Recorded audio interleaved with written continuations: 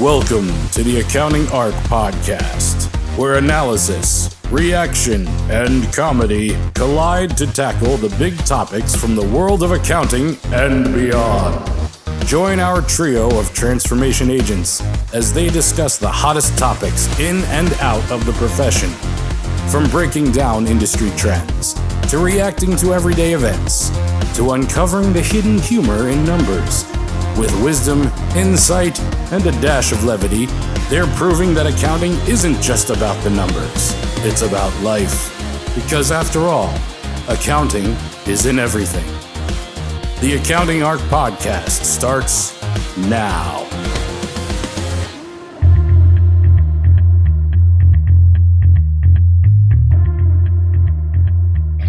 Welcome back to another episode of ARC. Today, we're going to be talking about government shutdowns and what that actually means. And we brought this topic up because I was asking Donny a bunch of questions about governmental accounting because I actually don't know some of these answers, but I'm really curious as to the implications of what happens from an accounting perspective when the government shuts down. And I know there's lots of ripple effects, and we do work with some nonprofits that are funded by the government, and they have basically just been on pause, which is a really interesting cash flow issue, right? And so there's trickle effects, there's accounting effects at the governmental level, and there's a whole lot of stuff happening behind the scenes that's just really fascinating from a technical perspective. So I'm going to kick us off with a very specific question. And I'm thinking about this from like the perspective of accounting cycles, right? So the government shuts down. What happens in the major accounting department? What happens with accounts payable? And then I'm going to attempt to answer some of these, but I'm also not a government specialist. I do have a bunch of government accounting clients, as well as a lot of nonprofit clients that are funded by government as well. So, but that one is actually, to me, one of the easier answers. It is that things shut down. More so because, though, the fact that the staff is not working because their positions are technically not funded at this point, which is why unless they're considered essential, they're actually not working. So it's not that the money's not there. And this is also the interesting thing about government budgeting, because government budgeting, especially here in the US, it follows the government fiscal year, which ends in the end of September. But the funds do not just, oh, I didn't make my budget. Once it's allocated, it is actually or appropriated, I think is actually the correct word. Once it's appropriated, it actually can carry through. So even though it's given out in a particular fiscal year, as long as it's been encumbered, meaning that there's some type of contractual document, that's whether it's a purchase order or an actual contract. So as long as it's been encumbered and committed, those funds will remain available. And I'm trying to remember if it was like 4 or 5 years past the original fiscal year. So there's several years afterwards where it's normally available that you have to finish spending it. Only after those multiple years pass, then it goes back into the general fund budget, or the appropriation lapses, and then the money just effectively is gone. So are those funds that are appropriated and encumbered, then are they even part of the current budget talks, or are they impact it? So that money is due to be spent, but we just can't pay it right now because there's nobody in the building to push the button. The checks, correct. Yeah. So that's the same thing with payroll, right? So like the people that have to work are working for accrued wages, right? Which means like once the government opens up, they're going to have one heck of a payroll calculation, right? Which should be really interesting and maybe difficult to do. I don't know. I would assume. Right. It's basically take all of the previous months and put it all together from a payroll calc. Well, let's think about that, because usually the issue with that is that you've got all of the taxes and things, but government employees don't pay Social Security and FICA, right? Because those are the ones that are computed based upon an extrapolation of your current pay to an annual pay. But because they're not subject to that, I don't know if there's any other issues, actually. Maybe it's easier for them. Well, yeah, so it's just like adding it all up. Yeah. And do we know, is there a difference between like when employees are furloughed due to a government shutdown? We talk about like paying back wages. Is that for everybody? Like if you're hourly, salary, contractual, like does pretty much everybody in that furlough period get paid for that period of time when they are not working? Set aside the essential employees who are in fact working, so without a doubt should be paid for probably even overtime in a lot of respects. I believe the answer to that is yes, which is I'm not sure about the contractual, but definitely those that are government, that I'm pretty sure the answer is yes. Which is why I'm kind of like, why do they get paid for doing nothing? Like, if there's an expectation that they're going to get paid in the end anyway, shouldn't they just end up working? Right. Well, and I think that was I looked it up because I was really curious because I remember historically there were employees that were furloughed without pay. And so apparently there was a act called the Government Employee Fair Treatment Act of 2019 that guarantees retroactive pay once the shutdown ends for non-essential employees, which is So that's a crazy, right? relatively new act, 2019, just 6 years ago. Well, but you Yep. know what? I'm gonna call that out. That to me sounds like Congress covering their butts because they're the ones that caused this problem, and so they don't want the Of people mad course. at them. But and which also brings up why do the Congress people get paid? They should not get paid either. Right. Yeah, no, it's very interesting. I think the answer goes back to the employment contracts, right? This is a you are guaranteed a role and you will get Right. pay for it, regardless of what's happening at the budgetary level. And it looks like for what you said, like on the payroll, they just have to add it all together and send it out when they get back. And so, depending on how long that is, depends on how difficult that process would be to come back to. And I would assume that's going to be priority number one, because of course, nothing is happening right now, right? No invoices are being processed, no cash is going out, no cash is coming in, everything's kind of paused, right? It's all just sitting where it is. And I suppose if we're paying our taxes, it's going in, it's just sitting in an account that's then Right. not distributed appropriately. No transfers being made, right?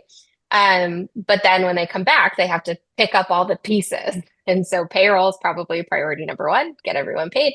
I would assume looking at grants or other obligations, contractual obligations that the government has would be priority number one or number two. But that, of course, I don't know for sure. But what are the implications of those grants? So we have tons of government grants funding nonprofits. Many of those nonprofits are considered essential. So they're continuing to pay their team members on that side. How do they operate during government shutdowns? That's got to be a big challenge. I know a few companies that I know of that have government contracts who are kind of sitting in limbo in the sense of trying to figure out for those employees or contractors that they have. A lot of times it's contractors generally that are tied to specific government contracts or government grants. They're kind of trying to weigh the risk of having them continue to work on those contracts, assuming that that money will come in eventually, and assuming that they can float those salaries and things ahead of receiving those government funds, or sending them home and putting things on pause on the chance that something happens with that contract or that those funds in the meantime. So I think it's a really difficult position to be in for a lot of these organizations. I think we gotta, in that we also have to differentiate that there's those that are contracts that are year to year. So with the new year, it may not have been renewed yet, right? So Yeah, we've got good point. those compared to the ones made from prior fiscal years, which would have already been encumbered. those they could technically continue to work, and it's just that they're not going to get reimbursed because a lot of those are like a cost reimbursement type of contract. So once it's done, it's just sitting there. I know some of my clients, nonprofit clients that or even government contractor clients, they still issue the invoices because you want it sitting there in AP waiting to be paid, so that when it does come back, as Liz says, that it gets a priority on payment and you get all that money coming in all at once. So there's some may be affected, some may not be affected. Well, and I think it's all of them are affected in a certain way, right? Like they're not going to receive those payments during the shutdown. And so there's a cash flow issue, which means many nonprofits are running on lines of credit or on other sources of income to be able to pay these people. But there's also an interesting nuance here, right? Because the federal government has to back pay everybody, but these nonprofits don't. And so they can actually furlough people that are Oh, doing work on government grants and not pay them at all because they don't have the cash to if they are deemed non-essential. True. So there's a man, that greater sucks. trickle down effect that is Yeah. goes beyond just the federal workforce. Great point. I wonder how much of a surge Uber and Lyft and DoorDash are having right now and people going online and working. I mean, hey, if I'm a furloughed government employee, I'm with bills that don't always go on pause. Although I have heard my neighbor actually works for Homeland Security.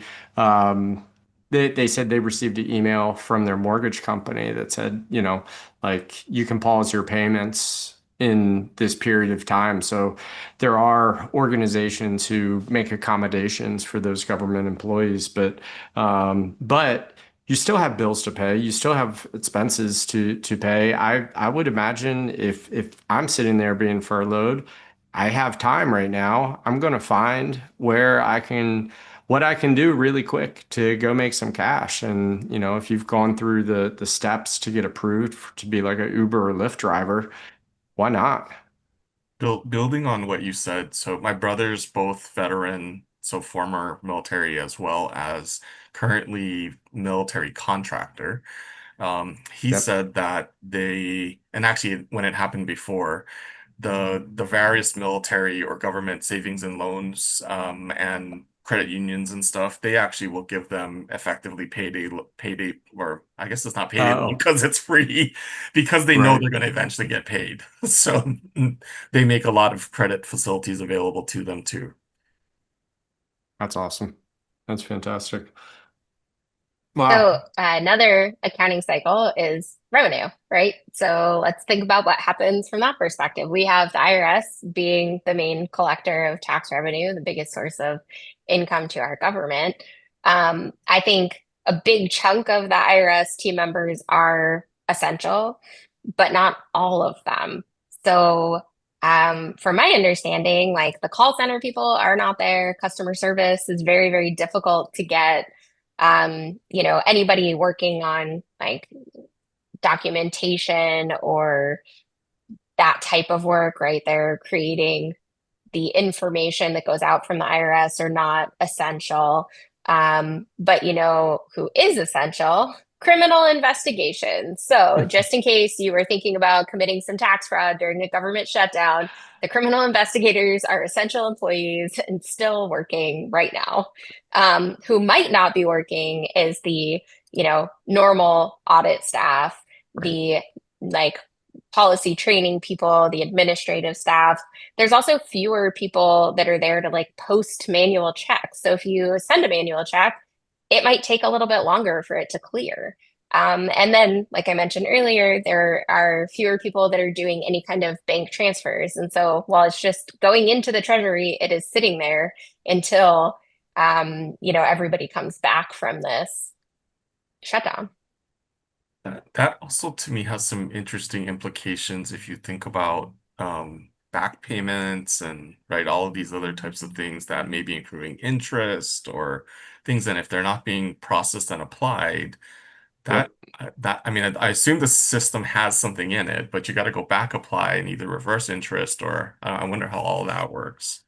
Yeah, that's a great question. And there can be weird things or unexpected things that aren't available. Liz, I think I saw something from you that even just processing a certain form on the IRS website wasn't available recently. That's Isn't that normal right? though. So, well, the IRS has certain online operations that you can do for yourself that are supposed to be automated computer things, and they just shut down at night. So they have always kind of just shut down at night, but it is, I think, more annoying right now because you can't call anyone or get any help.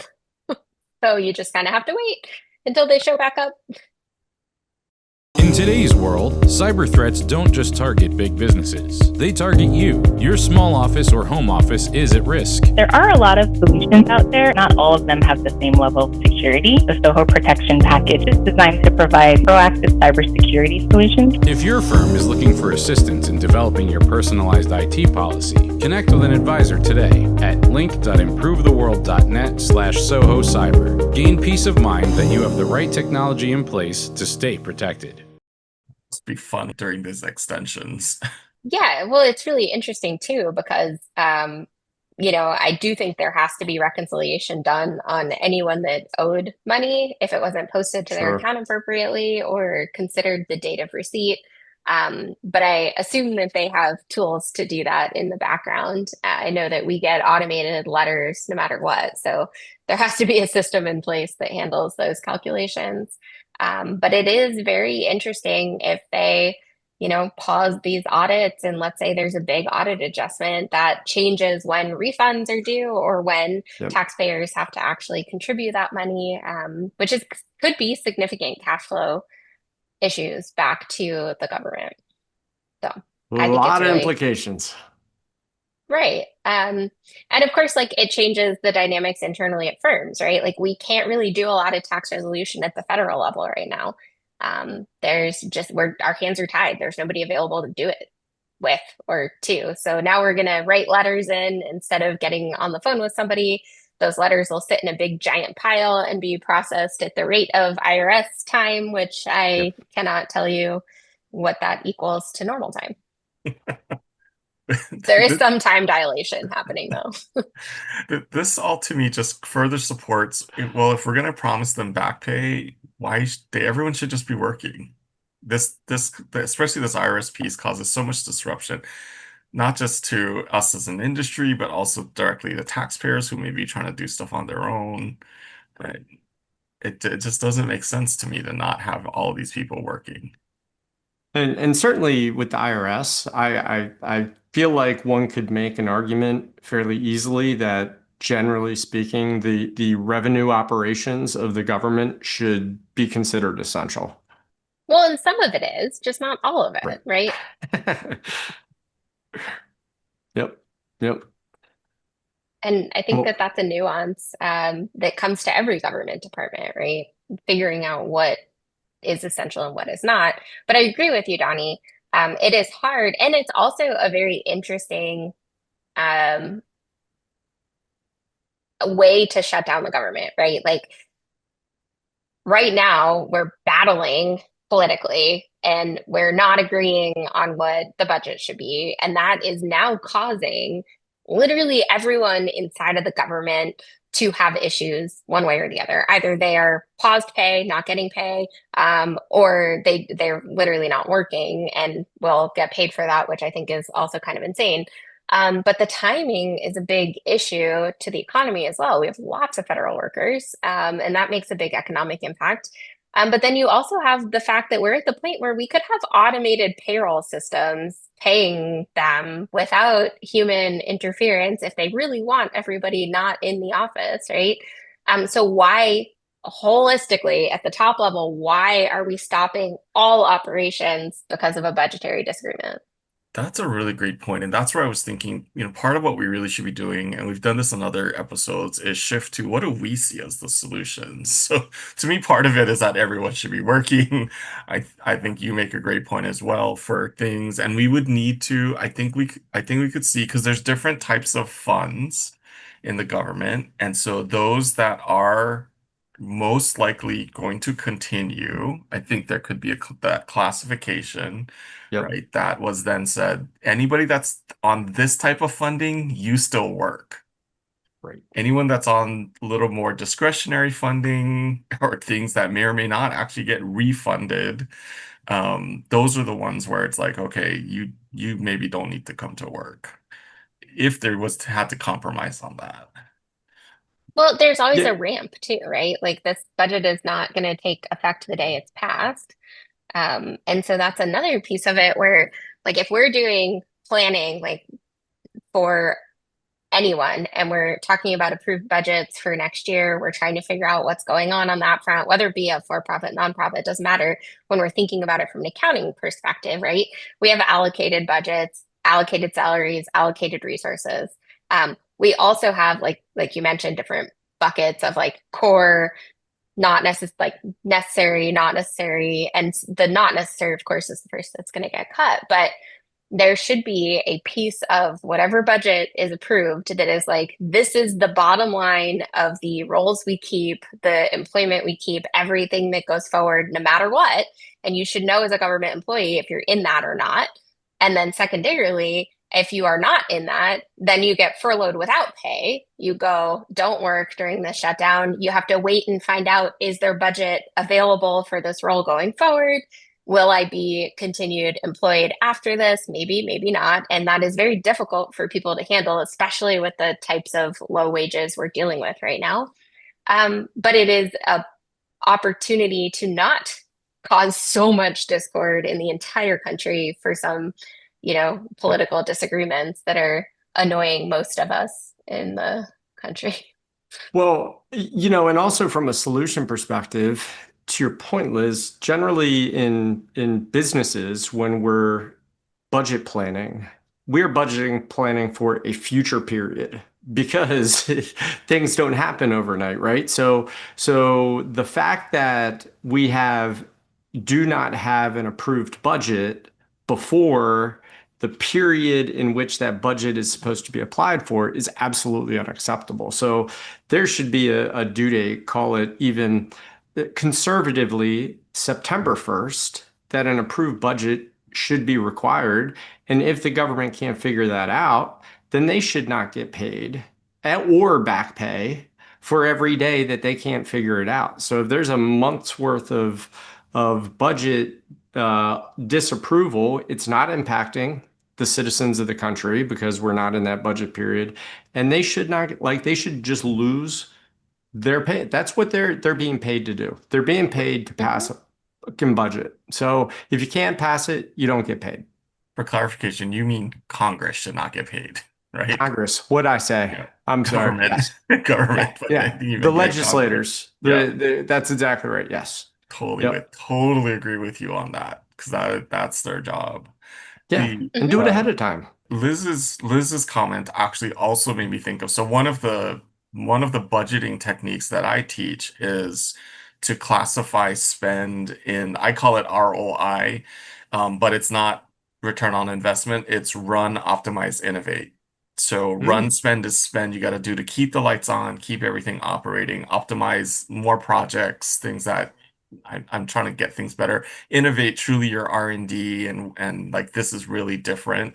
And when I think about it, I think we could apply this model to the government side because we have some things that truly are R&D. That's a lot of your National Science Foundation, right? All of those things. We've got things that are a little more optimized, maybe USAID, and some of these things might fall into that. And then we've got the run, like this IRS stuff that we've been talking about, literally keeps the government running. And so if we were able to actually apply these concepts, we could say anybody that's on run funds, you keep working regardless. The other two are the ones that are contingent because it depends on Congress making some decisions on whether they're continuing these programs or not. And when I apply it in the for-profit world, I often go, you never touch run because you do that, you're literally going to put yourself out of business. The other two, you optimize between the two and you decide what's more important and you either keep them or not. And the more innovative you are as an organization, the higher your innovation spend is going to be compared to optimize. I love that approach. I think that's great. So you could almost, in a sense, in the government sense, almost have three different budgets. Have the run budget, which should be pretty easy to approve because it is the operations, the guts of the organization, and then the other two budgets, which can then introduce new programs and maybe adjustments of existing programs that don't fall under that run category. I love that. Yeah, I do too. It's a really good way to think about it and simplifies it down into a practical understanding that most people can grasp easily.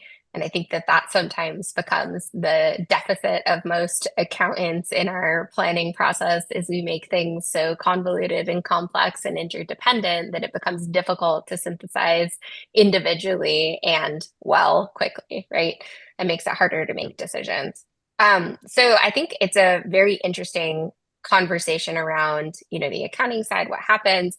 The last part of the accounting cycle that I'm thinking of is like, we have all these expenses that are unpaid. So to me, that's accrued expense. So I'm assuming when the government reopens, they're going to have to create this giant AP and accrued contract expense and accrued disbursements that didn't happen and accrued payroll to be able to put these expenses in the right time period. Otherwise, we'd have a really wonky government financial statement. Well, and that's the another nuance of government accounting. So government doesn't generally do accrual accounting, which Well, is there you why go.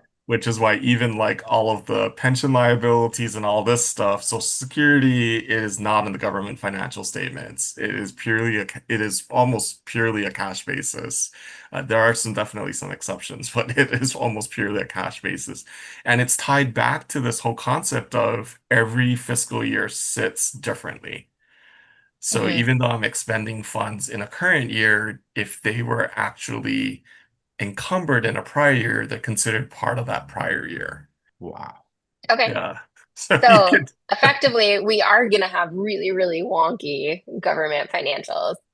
not effectively. We have. We're not going to have. We Well, have.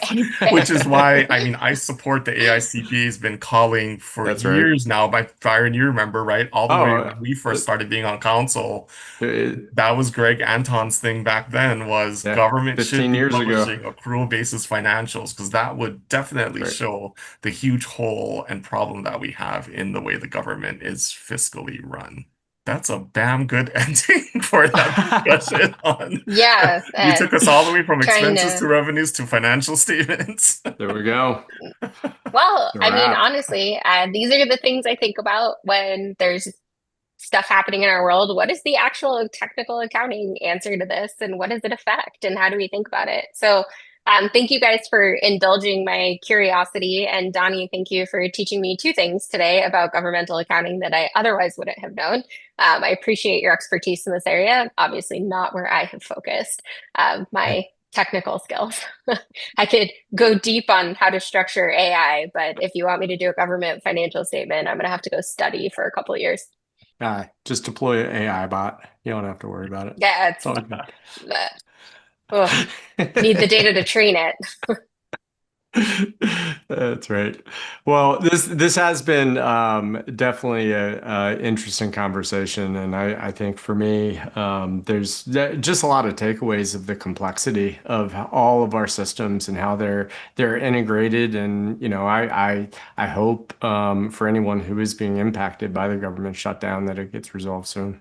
Yeah. And my last one, if you think our discussion around government was interesting, wait until you hear the Department of Defense. Then they're even more convoluted because I did a bunch of work there too in the early days. But yeah, definitely some complexity. And then for if any of you out there are the students that are listening, this is a completely different career path, and you can probably hear from our discussion why. This is a distinct specialty in government accounting. So if you're interested in learning more about this, check out the Association of Government Accountants or the AGA. That is the Association for Government Accountants, and they show a lot of different things. I will add one counterpoint on it. The other thing that I found working with the AGA is that, especially at our federal level, there are some very progressive government accounting things going on. For example, I know that I think it was the NSA, and I feel like there was a couple other agencies that had actually adopted blockchain for their payments Cool. or Oh, wow. approvals, not for the actual payment, but for the approval mechanisms and the Wow. tracking of the interchange of funds amongst the agencies. So that was pretty cool. That was like 10 years ago. So they were very early on in that and an early adopter. So government's not always behind. And if you know of any really interesting implications of the government shutdown from an accounting perspective, put them in the comments because I am Yeah. still curious. I want to know everything that happens, and I'd love to learn from you. Yeah, please do, everyone. Nailed it. All right, we'll call that a wrap. Thanks for joining us, and we'll see you on the next episode. Thanks. Thanks Mike. all.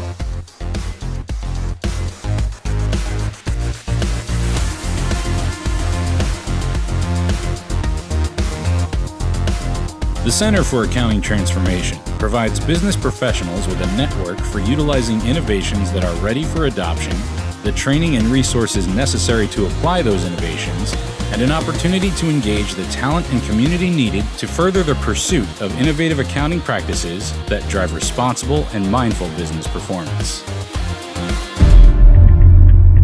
Find out more at our website, www.improvetheworld.net. And if you're interested in sharing your own transformation stories, please contact us there.